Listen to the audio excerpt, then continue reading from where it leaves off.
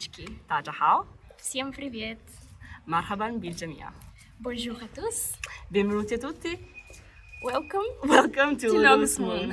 Moon. So today we wanted to talk a little bit about why we study languages, both Yes. on a personal sense and maybe also in a little bit on a technical sense. You know, why do we do it? And obviously how to learn a language in one day, free, 15 minutes. You'll be the best polyglot in the entire world. 25 plus languages, obviously, but you'll know one phrase in every single language. The cat is on the Totally. table, le chat est sur la table, and all those types of things, right? So why do you study languages? I was very excited for filming this video because there are so many reasons why I study languages. It's a very, very, very big and important topic for me.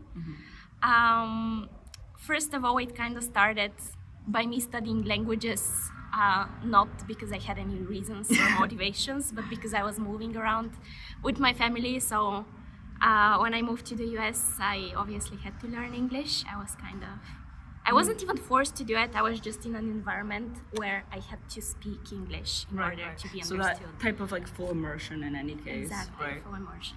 So it really helped me understand that, wow, there's a way to express yourself in another language and still have thoughts in that language and Yeah. still live and exist in that language. I think one very curious thing about bilingualism in general, or polyglotism, but I don't really like that word because whenever you say polyglot, it's always like it kind of comes with this connotation of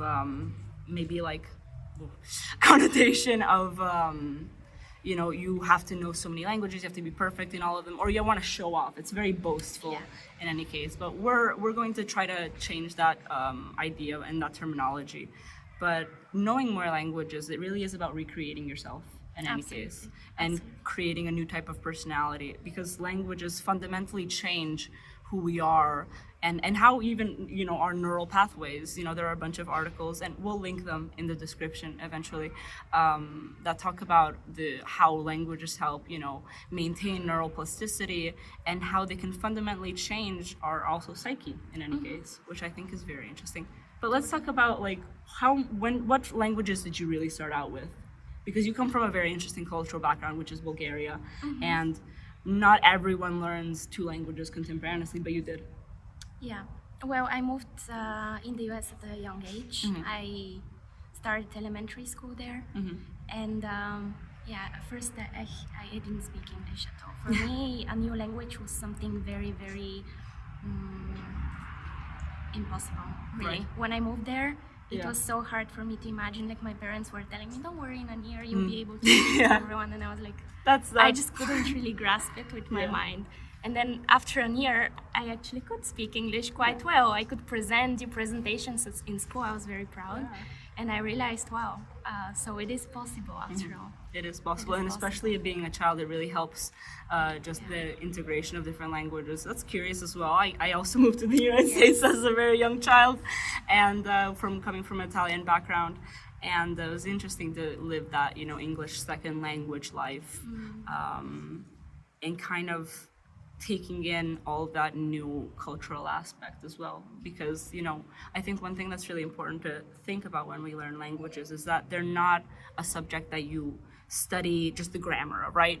Like linguistics talks about languages in a very sociological sense as well, and languages are linked to their culture, linked to the psychology of the people, and I think that's also very important to consider when studying languages in any case.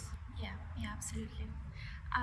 I don't know. So my interest kind of started there when I moved. I realized it is possible to know a second language, to express yourself, to think in a second language, to develop a personality in a second language. And after that, when I moved back to Bulgaria, I started studying German in a German high school. So I learned German. It was a different way of learning because I wasn't immersed at first. Later, yes. But at first I was supposed to learn it the regular grammar vocabulary type Yeah. of way, which which was is a bit, something that I don't really like actually. yeah, intimidating because I wasn't used to that And method. let's talk about German grammar for a second. That it's kind of scary. Besides the memorization of die, dir, das, And the cases. the genitive cases, all that, it really is the modern Latin, sadly, in that aspect. Even if it's an Anglo-Saxon language, we know that obviously, but it has so many cases, so many Yeah. cases. Definitely. I think my interest actually came when I moved back to Italy, which is kind of odd because I grew up hearing my family's dialects, so a little bit of Bresciano, a little bit Neapolitan, which I all thought was actually Italian, which is very interesting because I feel like in general with countries that don't have different forms of like language evolution, which is dialects. For example, in the United States, we don't really talk about dialects until we're talking about maybe AAVE, but we're talking more about accents in general, and maybe we consider them slang words. But in a lot of other countries, for example, in Italy or in China, and many others, obviously, in all of the Arab-speaking countries, there are sub-languages, different dialects that are completely different. So I obviously came to Italy, and I had a mix of basically Italian, Bresciano, and Neapolitan, all three together. It was very difficult at the beginning to understand, oh wait, this is one language, oh wait, this is another. And But- actually, Italians don't understand me. What the? Yeah. Why are Italians saying that I'm wrong? This is weird. My parents spoke this language, and they're Italian. So what does that mean? But I think that it's a very big discovery in general, especially when you have a country that is divided by their linguistic background. You see that there's a very big culture, and there's a very big community that is created with languages. I think that started off maybe it was both a need and a want. In a way, you know, you need to learn Italian, you need to understand these cultural differences, you need to learn the Veneto dialect, right, the Venetian dialect, because you live there, and then you realize how there's many bugs. You realize how these aspects really are they enrich in you, they enrich in your cultural background in any case, and I thought that was really, really lovely. Yes, absolutely. I started falling in love with language learning 1 year after I started studying German, in fact, because first I was kind of forced to do it. Then when I started reading by myself, doing stuff on my own in that language, being able to communicate with people in that language, I went for a week in Germany after to some friends and stayed with them, started using the language, and it was so fun Yeah. to use it. I think one of the most amazing things about learning languages is the aperture to other worlds in general and other cultures, because there's nothing more exciting than being able to speak with a native speaker. You don't have to be perfect. I mean, no native speaker is really going to, get on you for grammar cases or anything. Maybe in France a little bit more, but but not everywhere. But you see this as a sort of bridge to another culture, and it's amazing how much people open up to you when they know that you're interested in their language and also their culture, because again, they really, really go hand in hand. You see also, I think what's very important nowadays is that with globalization, we have so many different cultures all coming together. It's a lovely thing, but it also creates a lot of cultural division. And being able to take that first step forward into trying to embrace another person's mentality and another person's culture through their language, through the way that they speak, I think it's so important. It's so important. Yeah, you have to be willing not only to learn the language and be able to communicate with the people in that language, but also to change yourself. Yeah. We talked about this a lot. Change your personality, because you cannot learn a language in a way in which you will feel integrated with a group of people without really changing yourself, allowing yourself to change yourself. And I think that's what most people have problems. Like, what is the problematic when you learn another language? It's the fact of changing your psychology in any case, because I always like to take this example. Let's look at English and maybe Italian, right? Very, very different languages, very different language families, obviously. An Anglo-Saxon, Germanic with a little bit of French for English, and then we have a Latin Romance language for Italian, which has its own, obviously, complexity, but we can get that maybe into another video. But even these two languages, they're completely different in the way that you talk. It's completely different in the way that you form thoughts in any case. I think English in general is a very free language. That's why its evolution throughout the digital age is also very interesting to think about. It's a free language and it kind of morphs itself very constantly. It's always adapting itself. Always new slangs, new words. Yeah, coming of course. into use. We're not language purists. We're not trying to think that English has to be this exact same thing. It's, language mutate over times. And English is one of those really, really adaptive languages. And then you have Italian on the other hand, which has so many more cases in general, so many more complements, so many more objects, and even a different intonation in the way that you speak. It's a little bit less monotone, much more interested in pitch, and much more interested in the emotional aspect as well, that I think. Yeah. And it really changes. You can even see it in Italian and English literature. Which doesn't mean that English cannot be a very emotional language as well, but it's a very internationalized language Yes. used everywhere by everyone. So this It works less maybe based on context. In English, in a way, I think it's very interesting. You can read something in English and you'll know the context in general, because it really does specify the subject. It always specifies. It's a specific language in a way. It's a technical language. It's the language of the digital age in general, right? Why is it used for computers? Because of its inherent simplicity and inherent uncontextual characteristic. And then you have languages, we're going to go all the way overseas, let's go to Chinese or even Japanese, which are insanely contextual languages, where even if you're reading something, maybe you won't have the full comprehension until you actually see the context and see what people are saying and see in what situation they're saying it in. or like Arabic, like you cannot read anything in Arabic if you don't know the language because of the vowels which mark yeah. the letters. So, No, it's so if you very don't speak the language, even one word you cannot read because many words can be written in the same way. It's very, Yeah, very it's curious. very- So you have these completely different ways of organizing and categorizing thought, and I think that's very interesting. Yeah. It helps you change as a person, and I think it's also very important to be open to this kind of change. I feel like with languages, you do realize that everyone has very different backgrounds, obviously. And that kind of makes you understand, why does this person act that way? Because, well, maybe in that country that happens, and with the language, they say these things in this way. And I feel like sometimes there's a lot of maybe bias and prejudice and incomprehension when you have like second language speakers, L2 speakers that are trying to express themselves in their non-native language.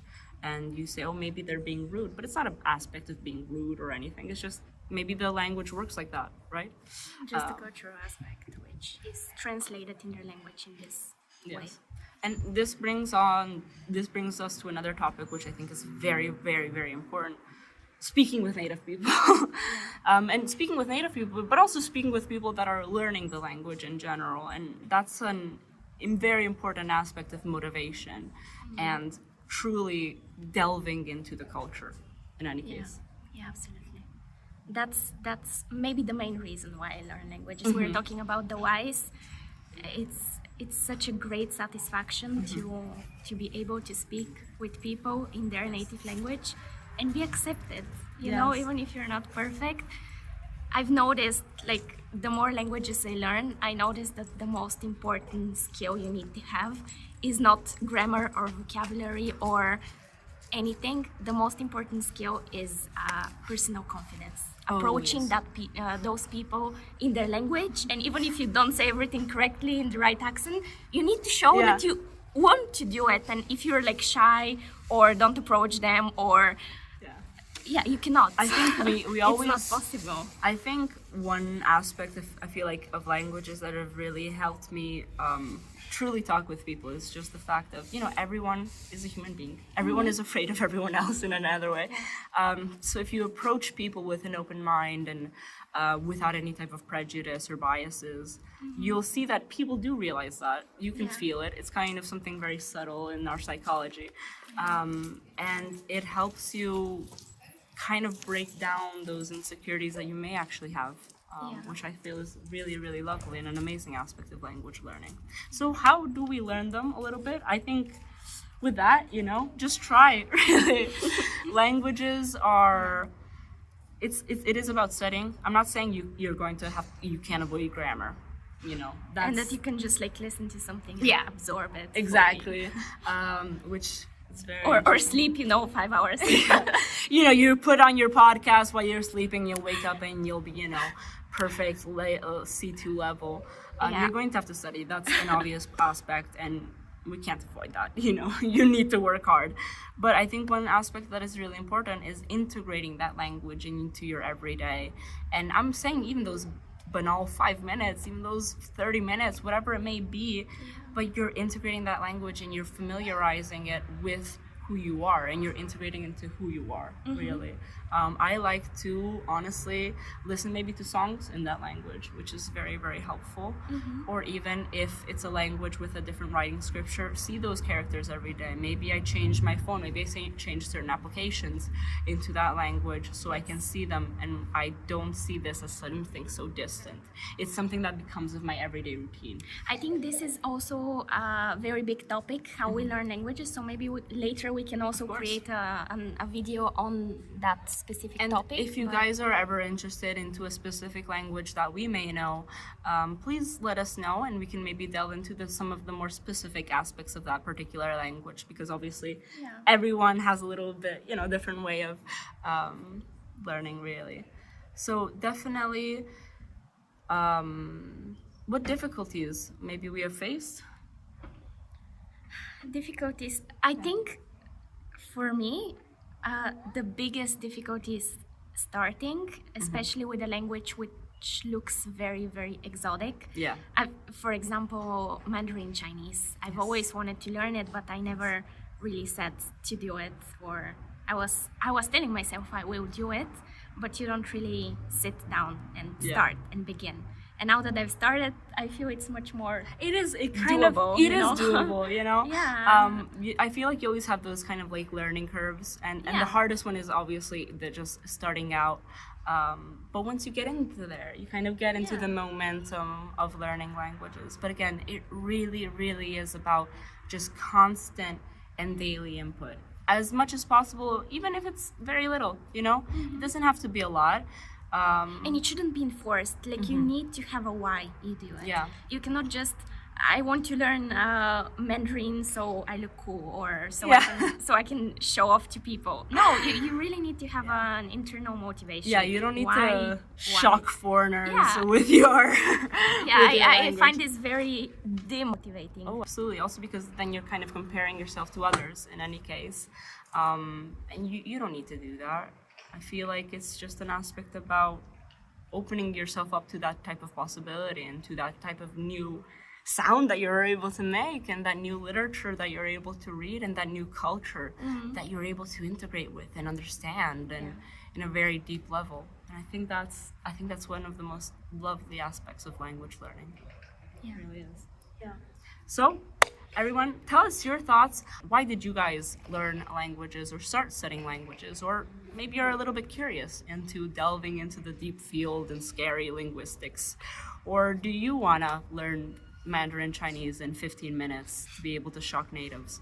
Let us know your reasons, your motivations, and maybe we can help you out a little bit. If you're curious, we're here. Thank you so much. Thank you, guys. Until next time, 再见, bye-bye. До встречи, ciao. Пока-пока. Assalamu, and à la prochaine. À la prochaine. Bye-bye. See